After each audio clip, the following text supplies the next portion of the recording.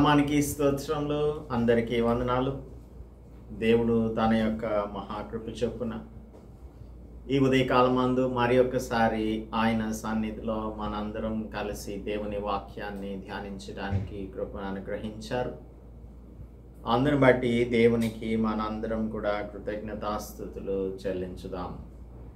ఈ ఉదయకాల ధ్యానంలో church at the cross roads సిరీస్లో మనం కొరింథీయులకు అపోస్తలుడు పౌలు రాసిన 2వ పత్రిక 5వ అధ్యాయం 16 నుంచి చివరి వరకు రాయబడి ఉన్న వచనాలను ధ్యానం చేద్దాం.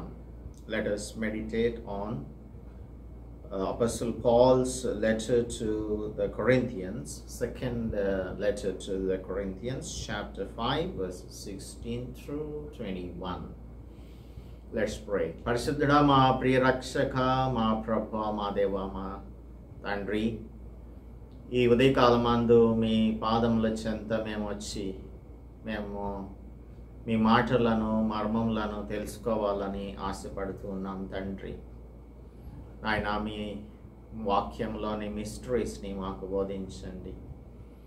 ఇందులో ఉన్న పారాడాక్సెస్ని, నిగూఢమైన వాటిని మాకు అర్థం అవునట్లుగా తెలియపరచమని, స్పష్టమైన రీతిలో మాకు జ్ఞానమును అనుగ్రహించుటకు ఇవన్నీ కూడా బోధపడినట్లుగా సహాయం చేయమని మీ కుమారుడు మా రక్షకుడు యేసుక్రీస్తు పరిశుద్ధ నామములో ప్రార్థిస్తున్నాం తండ్రి. ఆమేన్. Good morning. How are you doing? అందరూ బాగున్నారు కదా? దేవుని యొక్క దయ వలన అందరూ క్షేమంగా ఆత్మీయంగా ఉన్నారని నమ్ముచు ఉన్నాము. కొరింథీయులకు రాసిన 2వ పత్రిక 5వ అధ్యాయంలో 11 నుంచి 15 వరకు మనం మొన్నటి దినమందున ధ్యానం చేసి ఉన్నాము. ఇందులో వర్షిప్ఫుల్ రెఫరెన్స్, దేవునికి భయంతో కూడిన భక్తి లేదంటే భక్తితో కూడిన భయం కలిగి జీవించాలి అని అపోస్తలుడు పౌలు మనకు బోధిస్తూ ఉన్నాడు. అలాగుననే మనం ఇతర మనుషులను ప్రేరేపించే వారంగా steering up and winnowing for the lord, winnowing souls for the lord. కాబట్టి దేవుడు మనలను ఎరిగి ఉన్నాడు. దేవుని గూర్చి లేదంటే దేవుని గూర్చి ప్రకటించుచున్న మా పరిచర్య మీ మనస్సాక్షులకు తెలిసే ఉన్నది అని కొరింథియన్స్కి జ్ఞాపకం చేస్తున్నాడు. పౌలు ఏమి వెర్రివాడు కాదు, క్రేజీగా ఉన్నాడని అనుకుంటూ ఉన్నారు. కానీ తాను అంటున్నాడు, నేను I'm motivated by the love of God. దేవుడు నాకు తన యొక్క ప్రేమను చూపించబట్టి ఆయన ప్రేమ మమ్మలను బలవంతం చేస్తుంది అని చెప్తూ ఉన్నాడు. పౌల్ని కొరింథియన్ క్రిస్టియన్స్ ఒక వెర్రివానిలాగా కన్సిడర్ చేస్తూ ఉన్నారు. మనం చదువుకున్నాం అపోస్తలుల కార్యముల గ్రంథం 24వ అధ్యాయంలో ఫేస్తు అంటున్నాడు, పౌలా నీవు వెర్రివాడవు, అతి విద్య వలన నీకు వెర్రి పట్టినది అని అంటూ ఉన్నాడు. యేసు ప్రభువును కూడా యూదులు అంటున్నారు, నీవు సమరయుడవు, దయ్యం పట్టిన వాడవు అని చెప్పడం సరే కదా అని ఆయనతో అంటూ ఉన్నారు. కనుక దేవుని యొక్క సువార్తను ప్రకటించినప్పుడు ఒకవేళ మనం వెర్రివారిలాగా కనిపించవచ్చేమో, కానీ దేవుడు మన హృదయములలో చేసిన ఆ కార్యమే మనకు స్ఫూర్తిగా ఉండి మన మినిస్ట్రీకి లేదంటే దేవుని యొక్క పరిచర్యకు, దేవుని సువార్తను ప్రకటించుటకు పురికొల్పుతూ ఉంటుంది అని తెలియజేస్తూ ఉన్నాడు. ఇప్పుడు మనం 16వ వచనం నాకు వచ్చినట్టయితే కొరింథీయులకు రాసిన 2వ పత్రిక 5వ అధ్యాయం 16వ వచనం. కావున ఇక మీదట మేము శరీర రీతిగా ఎవరినైనను ఎరగం. మేము క్రీస్తును శరీర రీతిగా ఎరిగి ఉండినను ఇక మీదట ఆయనను అలాగూ ఎరగము. 16వ వచనం అంటున్నాడు. ఎందుకు అంటే 4వ అధ్యాయం 18వ వచనంలో 4:18లో అంటున్నాడు, మేము దృశ్యమైన వాటిని చూడక అదృశ్యమైన వాటినే నిదానించి చూచుచున్నాం. సో ద రీజన్స్ ఇక్కడ శరీర రీతిగా ఎరుగక ఆత్మరీతిగా ఎరుగుటను గురించి చెప్తూ దీనికి reasons why don't we regard people according to the flesh. శరీర రీతిగా మేము ఎరుగని వారంగా మనుషులను ఎందుకుంటున్నాము అంటే మొట్టమొదటిది మేము దృశ్యమైన వాటిని చూడము, అదృశ్యమైన వాటిని నిదానించి చూస్తున్నాము అని అంటున్నాడు. రెండవదిగా 5వ అధ్యాయం 1వ వచనంలో భూమి మీద ఈ గుడారం శిథిలమైపోయినను నిత్యమైన నివాసం పరలోకమందు మనకున్నదని ఎరుగుదాం. అందుకే మనం శరీర రీతిగా ఎవరిని ఎరగడం లేదు. సో ఈ గుడారం శిథిలమైపోయినా కూడా నిత్యమైన నివాసం పరలోకమందు the lord will give us a glorified body. 5:6 అంటున్నాడు, వెలిచూపు వలన కాక విశ్వాసం వలననే నడుచుకొంచున్నాము. So this is one more reason. మొట్టమొదటిగా దృశ్యమైన వాటిని చూడట్లేదు, అదృశ్యమైన వాటిని నిదానించి చూస్తున్నాం అంటున్నాడు. 5:1 భూమి మీద ఈ గుడారం శిథిలమైపోయినా కూడా, ఈ శరీరం శిథిలమైపోయినా కూడా మనకు ఒక మహిమ శరీరాన్ని దేవుడు అనుగ్రహిస్తాడు. కాబట్టి మేము శరీర రీతిగా ఎరగడం లేదు. అలాగే వెలిచూపు వలన కాక అప్పర్ ఆర్ ఎక్స్టర్నల్ గ్లిచర్ని మేము చూడం. We see only the things inside with faith. విశ్వాసం వలననే నడుచుకుంటున్నాము. విశ్వాసం వలన, వెలిచూపు వలన కాక విశ్వాసం వలననే మేము నడుచుకుంటున్నాము అని 6వ వచనంలో అంటున్నాడు. 5:12 అంటున్నాడు, మమ్మను మేమే మీ ఎదుట తిరిగి మెప్పించుకోవట్లేదు, కానీ హృదయమునందు అతిశయపడక పైరూపం నందే అతిశయపడు వారికి ప్రత్యుత్తరం ఇచ్చుటకు మీకు ఆధారం కలగవలెనని మా విషయమై మీకు అతిశయ కారణం కలిగించుచున్నాము. అంటే మేము పై రూపమును బట్టి లేదంటే పై రూపమందు అతిశయించట్లేదు, కానీ హృదయం నందు అతిశయించున్నట్లుగా జీవిస్తూ ఉన్నాం. అందుకే మేమేం చేసినా కూడా ఈ శరీర రీతిగా చేయట్లేదు. ఎవరిని ఎరిగినా కూడా శరీర రీతిగా మేము ఎరిగిన వారంగా ఉండటం లేదు. ఇది ఒక మార్పు చెందిన క్రైస్తవుని జీవితంలో చూడవలసిన లక్షణాలు ఇవన్నీ కూడా. దృశ్యమైనవి మనం ఇంపార్టెన్స్ ఇవ్వకూడదు, అదృశ్యమైన వాటిని చూడాలి. మనం ఈ లోకంలో జీవిస్తున్నాము అంటే this is a temporary body అని, మనకు గ్లోరిఫైడ్ బాడీని దేవుడు అనుగ్రహిస్తాడు అని, వెలుచూపు వలన కాక విశ్వాసం వలన బాహ్య సంబంధమైన వాటిని మనం చూడం, విశ్వాసంతో దేనినైనా దృష్టిస్తాము. పై రూపంలో అతిశయించకుండా అంతరంగమందు హృదయమునందు అతిశయపడే వారంగా ఉంటాము.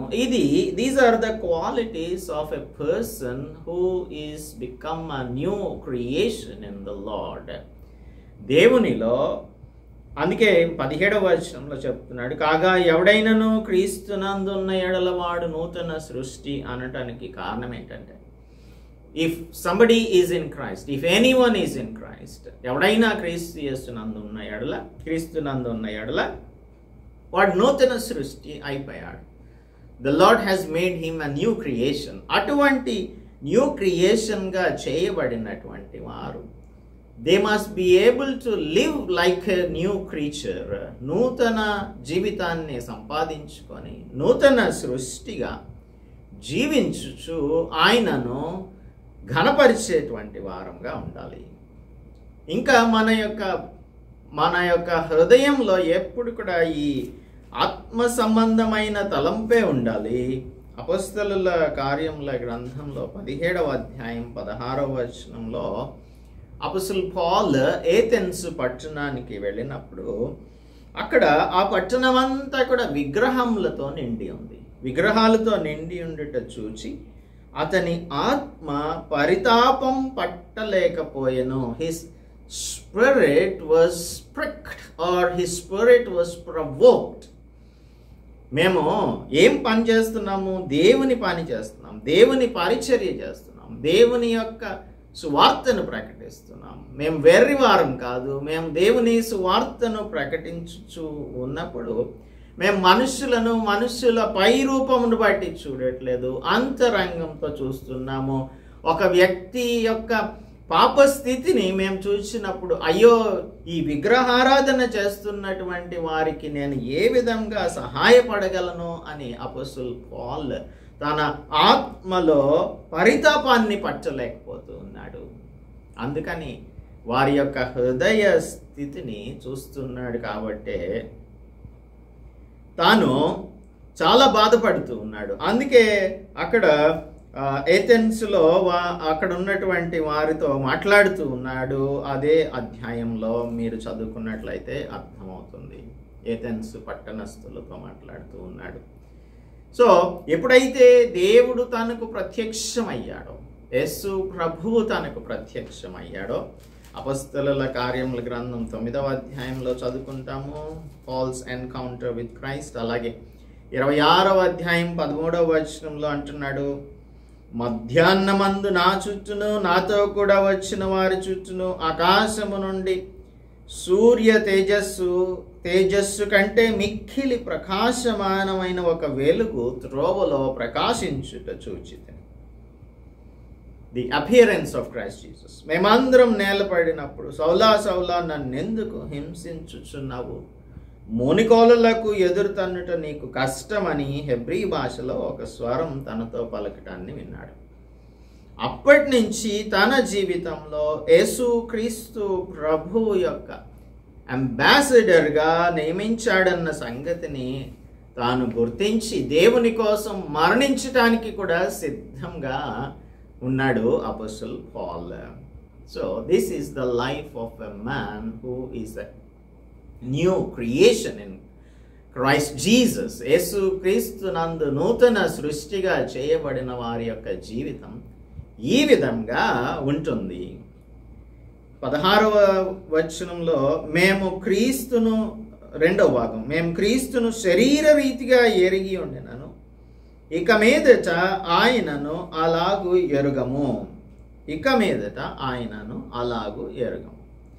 దమస్కు మార్గంలో యేసు ప్రభువు ఆయనకు ప్రత్యక్షమైన తర్వాత యేసు ప్రభువుని గూర్చిన తన యొక్క పర్స్పెక్టివ్ అంతా కూడా మారిపోయింది. అంతకుముందు అనుకుంటున్నాడు, నేను యూదా మతాన్ని నేను రక్షించడానికి లేదంటే ఉద్ధరించడానికి నేను బయలుదేరాను అని అనుకుంటున్నాడు. వారు పత్రికలను తీసుకొని యెరూషలేములో నేను ప్రధాన యాజకుల వలన, ఇదే 26 Acts 26:10లో, నేను ప్రధాన యాజకుల వలన అధికారం పొంది పరిశుద్ధులను అనేకులను చెరసాల్లో వేసి వారిని చంపినప్పుడు సమ్మతించాను. అనేక పర్యాయాలు సమాజ మందిరంలో అన్నిటిలోనూ వారిని దండించాడు. వారు దేవదూషణ చేయునట్లు బలవెంత పెట్టి చూచితిని. మిక్కిలి క్రోధం గలవాడనై ఇతర పట్టణములకు వెళ్ళి వారిని హింసించుచుంటిని. అందు నిమిత్తం నేను ప్రధాన యాజకుల చేత అధికారమును ఆజ్ఞయు పొంది దమస్కునకు నేను పోతున్నాను. అప్పుడు యేసు ప్రభువును చూచాను. ఆ తర్వాత నా జీవితం అంతా కూడా మారిపోయింది. ఆయన దృక్పథం అంతా మారిపోయింది. యేసు ప్రభు అంటే మనవంటి సాధారణ మనుష్యుడు కాదు, ఆయన దైవమానవుడు అన్న సంగతిని అర్థం చేసుకున్నాను. ఈ కేమ్ టు అండర్స్టాండ్. శరీర రీతిగా యేసు ప్రభువుని చూచిన అపొస్తలులు ఆ దినాలలో ఉన్నారు.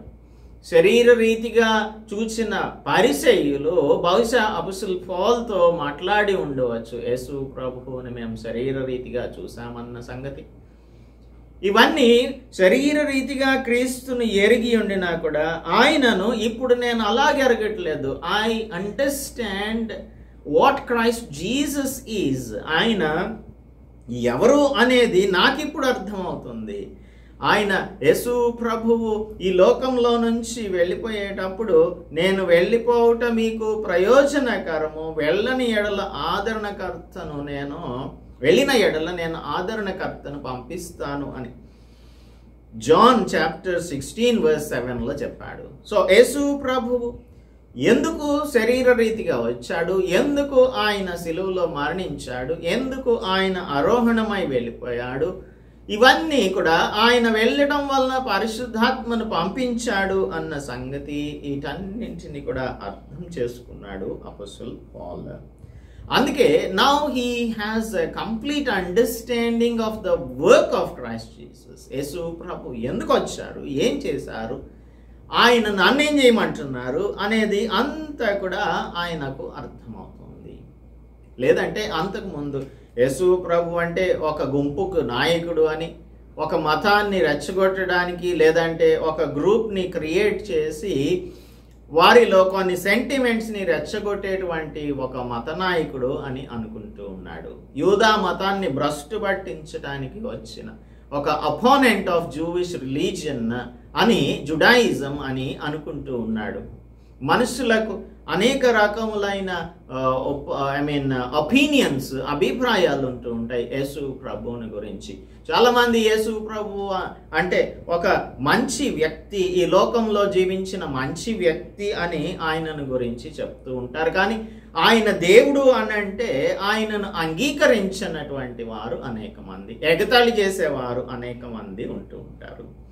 సో భూలోకంలో ఒక మంచి వ్యక్తిగా జీవించాడు అని ఆయన యొక్క క్యారెక్టర్ని బట్టి అందరూ చెప్పుకోవచ్చేమో, కానీ ఆయన ఒక మంచి వ్యక్తి కాదు. ఆయన నీతిమంతుడు, ఆయన దైవమానవుడు, మానవ రూపంలో ఈ లోకంలోనికి వచ్చిన రక్షకుడు ఆయన. He is God with us, ఆయనే ఇమ్మానుయేలు, దేవుని తోడు అనే సంగతి ఎంతమందికి అర్థమవుతుందో, ఆ అర్థం అవ్వకపోతే అర్థమయ్యేలాగా చెప్పడానికి మనల్ని రాయబారులుగా దేవుడు నియమించాడు అని అపోస్తలుడు పౌలు అర్థం చేసుకున్నాడు. ఆ తర్వాత చెప్తున్నాడు, కాగా ఎవడైనను క్రీస్తునందున్న ఎడల వాడు నూతన సృష్టి. ఇప్పుడు కొరింథియన్ చర్చ్లో వారంతా కూడా క్రొత్త వ్యక్తులు, లేదంటే న్యూ క్రీచర్స్ అని అనుకుంటున్నారు. కానీ వారిలో అంతా కూడా పాతదనమే ఉంది. వారిలో కక్షలు, కలహాలు ఉన్నాయి, ఒకరంటే ఒకరికి పడదు, గ్రూపిజం, తర్వాత ఇంకా రేసిజం, తర్వాత ఇంకా అనేక రకములైనటువంటి భిన్నాభిప్రాయాలు కలిగిన వారిగా ఉంటున్నారు. యేసుక్రీస్తు ప్రభువుని నమ్ముకున్న వారు యేసుక్రీస్తు ప్రభువుతో సమాధానం కలిగినటువంటి వారు, లేదంటే ఆయన సమాధాన సువార్తను అంగీకరించిన వారు ఈ విధంగా కలహబుద్ధితో ఇతరులతో వ్యాజ్యంలాడుకుంటూ, లేదు అంటే ఎదుటి వారిని తక్కువగా చూస్తూ, వెర్రివారిని కన్సిడర్ చేస్తూ రాంగ్ డాక్ట్రిన్స్ని ప్రీచ్ చేస్తున్నారని చెప్తూ, వారే తప్పిదంలో ఉంటూ ఇతరుల యొక్క తప్పులను ఎత్తిపెట్టి చూపించడానికి ప్రయత్నం చేస్తున్నారు. క్రీస్తు యేసునందున్నవాడు ఎవడైనా సరే, anyone here there is no discrimination. నీ కులము, నీ గోత్రం, నీ స్థితి, నీ భాష, నీ పౌరసత్వం, లేదంటే నీ లింగం, even if you are a man or a woman, ఎటువంటి భేదం లేదు. ఎవడైనా సరే క్రీస్తు యేసులోనికి రావచ్చు. ఆ క్రీస్తు యేసునందున్న ఎడల తనలో తాను కాదు, మతంలో ఉండటం కాదు, ఒక గుంపులో చేరటం కాదు, ఒక సంఘంలో చేరటం కాదు, కానీ క్రీస్తులో చేరాలి, క్రీస్తునందు ఉండాలి. క్రీస్తునందుంటే వాడు he is a new creation. పాతవి గతించను, ఇదిగో క్రొత్తవాయను. All things have passed away and all things have become new. This is the principle of regeneration. We have to be regenerated. If anyone be in Christ, he is a regenerated creature. Not just forgiven, he is changed into a new creation. క్షమాపణ పొందటమే కాదు, నూతన సృష్టిగా ఆయన చేసేసాడు. క్రీస్తు యేసునందు లేని వారిలో మార్పుని మనం ఊహించలేం. కానీ క్రీస్తునందున్న ఎడల మార్పు లేకపోవడం చూస్తే అది ఆశ్చర్యం కలుగుతుంది. సో క్రీస్తు యేసునందు ఉన్నామని మనం చెప్పుకుంటూ మనలో మార్పు లేకపోతే అది నిజమైన మార్పు ఏమాత్రం కానే కాదు, నిజమైన రక్షణ ఏమాత్రం కానే కాదు. You are not at all a new creation. You are not changed and you are leading an old life. Kabatti new creation ante you are changed and you are being changed. It's a continuous process. Kabatti nutana srushti karyam unde, the work of new creation, it is more difficult than the creation the Lord made in the beginning. ఆదియందు మనం చదువుకుంటాం కదా, ఈ Genesis chapter 1లో చదువుకుంటాం కదా, దేవుడు భూమి ఆకాశములను సృజించాడు అని చెప్పి. ఈ భూమి ఆకాశములను సమస్తాన్ని సృజించడం అనే ఈ వర్క్ ఉంది, the work of creation, it was very easy. ఎందుకంటే శూన్యంలో నుంచి ఆయన దానిని సృష్టించాడు. కానీ మనలో ఇప్పుడు శూన్యం లేదు. There are so many things.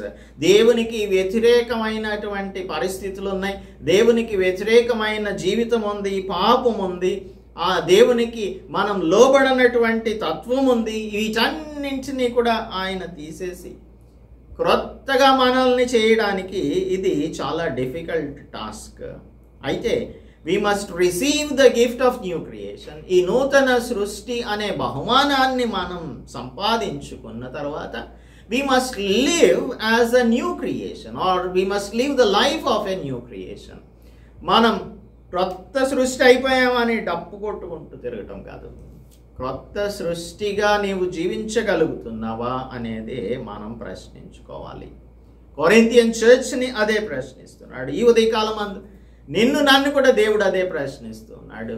Are you a new creation? Are you living as a new creation? Take the challenge of living as a new creature.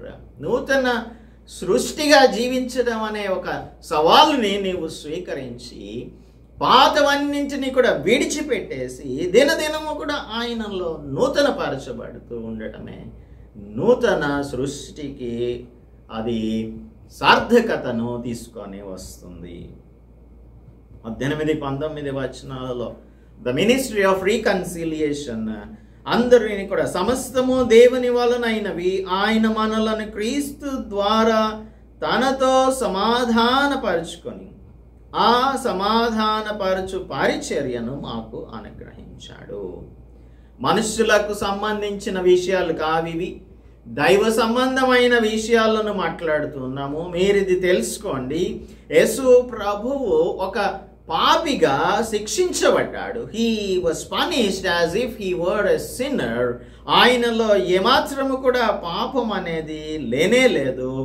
ఆయన యెహోవాకు ఇష్టమైనది కాబట్టి యెషయా గ్రంథం 53వ అధ్యాయం 10వ వచనం చెప్తుంది ఏమనంటే, అతడు నలగగొట్టబడుటకు యెహోవాకు ఇష్టమాయను అని చెప్తోంది దేవుని యొక్క వాక్యం. కాబట్టి అతని నలగగొట్టుటకు యెహోవాకు ఇష్టమాయను, ఆయన అతనికి వ్యాధి కలుగజేసను, అతడు తను తానే అపరాధ పరిహారార్థ బలిగా చేయగా అతని సంతానం చూచును అని చెప్తున్నాడు. సో దేవుడు ఆయనను నలగగొట్టడానికి, క్రీస్తు ప్రభువుని నలగగొట్టడానికి, వ్యాధి చేయడానికి ఇష్టమైనది.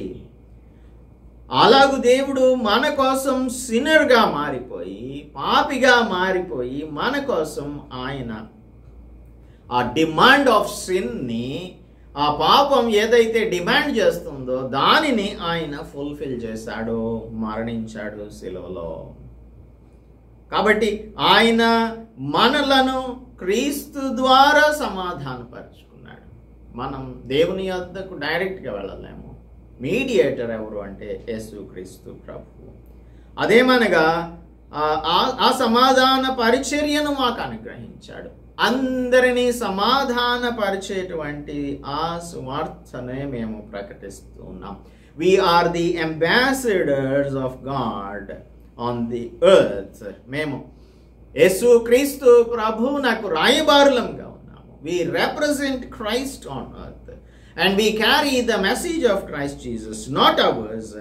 అదే అపొస్తలుల కార్యముల గ్రంథం 26వ అధ్యాయంలో మనం చదువుకున్నాం కదా, 18వ వచనంలో కొంచెం చివరి భాగాన్ని చదువుకుందాం.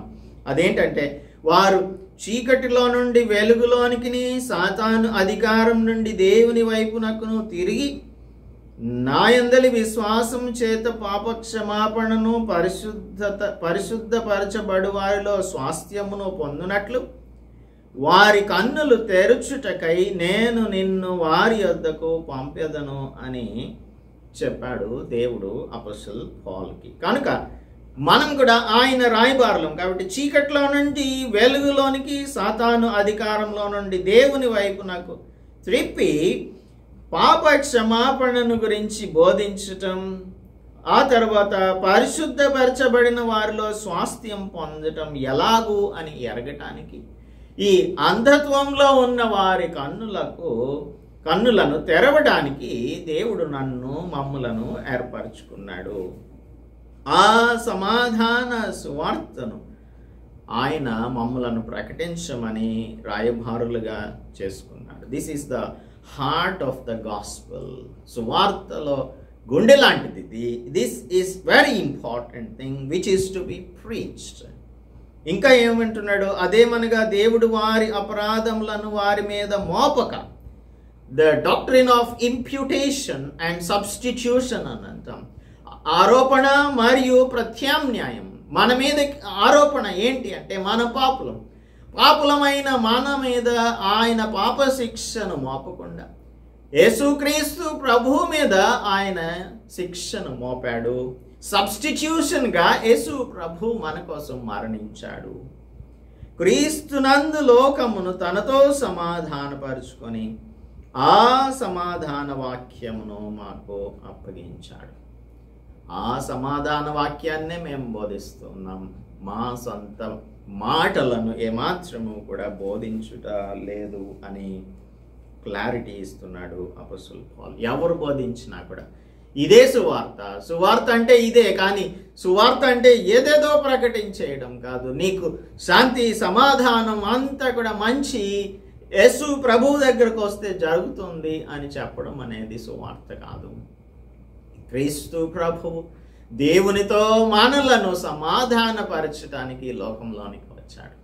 కాబట్టి ఎవడైనా సరే, whoever you might be, if you are in Christ Jesus, నీవు క్రీస్తు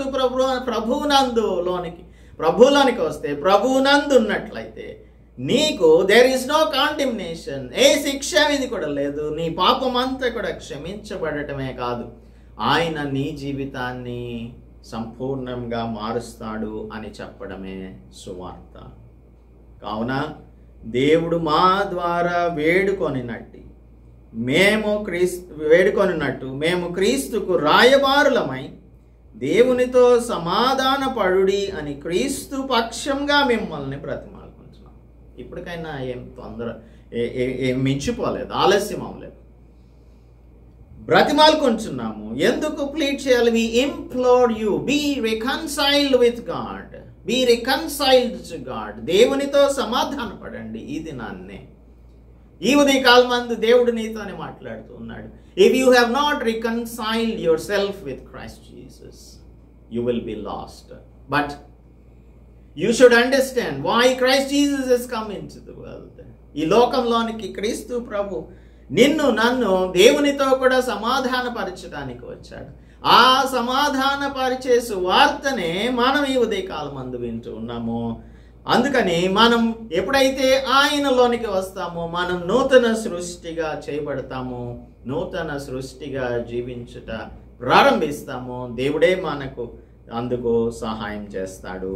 కనుక పాపమెరుగని యేసుక్రీస్తు ప్రభువునందు ఏ దోషము నాకు కనిపించట్లేదు అని పొంతి పిలాతు చెప్తూ ఉన్నాడు. యోహాను సువార్త 18వ అధ్యాయం 38వ వచనంలో, this is the work of God himself. మన కోసం పాపంగా చేశాడు. ఆయన దేవుని నీతి అగునట్లు, ఎందుకనగా మనం ఆయన యందు దేవుని నీతి అగునట్లు పాపమెరుగని ఆయనను మన కోసం పాపంగా చేశాడు. This is the truth of justification that is simply stated. Our sins were in Christ Jesus. మన పాపములు క్రీస్తు ప్రభువునందు దేవుడు మోపాడు. ఆయన నీతిని మనకు అనుగ్రహించాడు. He gave us his righteousness. So you must come to Christ Jesus. ఇప్పుడు మీరందరూ కూడా ఈ కొరింథియన్ చర్చ్లో ఉన్న వారందరూ అనేక రకములైన ఈ ఇహలోక సంబంధమైన అనవసరమైన సమస్యలలో ఉంచున్నారు. వీటన్నింటికి కారణం ఏంటంటే you are not born again truly. సరిగ్గా నీవు మారు మనస్సు పొందలేదు. ఈ ఉదయకాలం మందు దేవుడు నీతోనే చెప్తున్నాడు, నీ మారు మనస్సు సరి అయిన మారు మనస్సుగా ఉన్నట్లయితే ఇవన్నీ కూడా నీలో ఉండవు. కంటెన్షన్స్ ఉండవు, ఎవరితో కూడా అసమాధానం ఉండదు, అందరితో సమాధానంగా ఉంటావు. నీవు క్రీస్తు ప్రభువు యొక్క రాయబారివి అని నీవు జీవిస్తూ ఉంటావు. అలాంటి అప్పుడు అందరినీ సమాధానపరిచే పనిని దేవుడు నీకు అప్పగించాడు. కాబట్టి నశించిపోతున్నవారు, చీకటిలో ఉన్నవారు, సాతాను యొక్క అధికారం క్రింద ఉన్నవారిని దేవుని వైపునకు వెలుగులోనికి తీసుకొని వచ్చే బాధ్యతను నీకు నాకు దేవుడు అనుగ్రహిస్తే మనమేమో ఈ చిన్న చిన్న విషయాలలో గొడవలు పడుతూ, చిన్న చిన్న విషయాలలో మిస్అండర్స్టాండింగ్స్ని పెట్టుకుంటూ దేవుని యొక్క పనిని మనం ఆటంకపరిచే వారంగా ఉండకూడదు. దేవుని పనిలో పాలిభాగస్థులంగా మనం ఉండాలి అని అపోస్తలుడు పౌలు ఈ మిస్టరీస్ని, తర్వాత ఈ గూఢ వాక్యాలను, పారాడాక్సిస్ని మనకు తెలియపరుస్తూ ఉన్నాడు. కనుక ఈ ఉదయకాలమందు క్రీస్తు యేసునందు సృష్టింపబడిన వారంగా మనం ఉన్నాం, ఆయన చేసిన పనిగా మనం ఉన్నామని ఎఫెసీయులకు రాస్తూ 2:10 చెప్తూ ఉన్నాడు. We are in Christ Jesus and we are a new creation. If you are a new creation, you will live as a new creation. అలాగ జీవించడానికి దేవుడు మనందరికీ సహాయం చేయనుగాక. ప్రార్థించుకుందాం. పరిశుద్ధుడా, మా ప్రియ రక్షక, మా దేవ, మీరు మమ్మలను క్రీస్తు ప్రభు ద్వారా సమాధానపరుచుకున్నారు. ఆ సమాధాన సువార్తను ప్రకటించే బాధ్యతని బిడ్డలంగా, మీ రాయబారులంగా మమ్మలను చేసుకొని అప్పగించి ఉన్నారు. అయితే ప్రభువా, ఒకరికంటే ఒకరికి పడట్లేదు. ఒక సంఘం అంటే ఇంకొక సంఘం నాకు పడట్లేదు. ఒక పాస్టర్ అంటే ఇంకొక పాస్టర్కి పడట్లేదు. ఒక బిలీవర్కి ఇంకొక బిలీవర్కి రికన్సిలియేషన్ లేదు. ఇదంతా కూడా లేకపోవడానికి కారణం ఏంటంటే నూతన సృష్టిగా చేయబడిన మేము నూతన సృష్టిగా జీవించడాన్ని సవాల్గా తీసుకోకుండా దానిని నిర్లిప్తంగా తీసుకొనటం వలన మీ స్టాండర్డ్స్లోనికి రాలేకపోతున్నాం. మీ స్టాండర్డ్లోనికి మేము వచ్చినట్లుగా మా యొక్క గుర్తింపు, లేదంటే మేము ఏంటి, మా పరిస్థితి ఏంటి, క్రీస్తు ప్రభువులో మా యొక్క ప్రివిలేజ్ ఏంటి అనే దానిని, పొజిషన్ ఏంటి అనే దానిని మేము అర్థం చేసుకున్నట్లుగా సహాయం దయచేయమని క్రీస్తు యేసు పరిశుద్ధ నామములో ప్రార్థిస్తున్నాము తండ్రి. ఆమేన్. దేవుని నామానికి స్తోత్రం. అందరికీ వందనాలు. దేవుని యొక్క కృప మీ అందరికీ తోడుగా ఉండును గాక. ఆమేన్.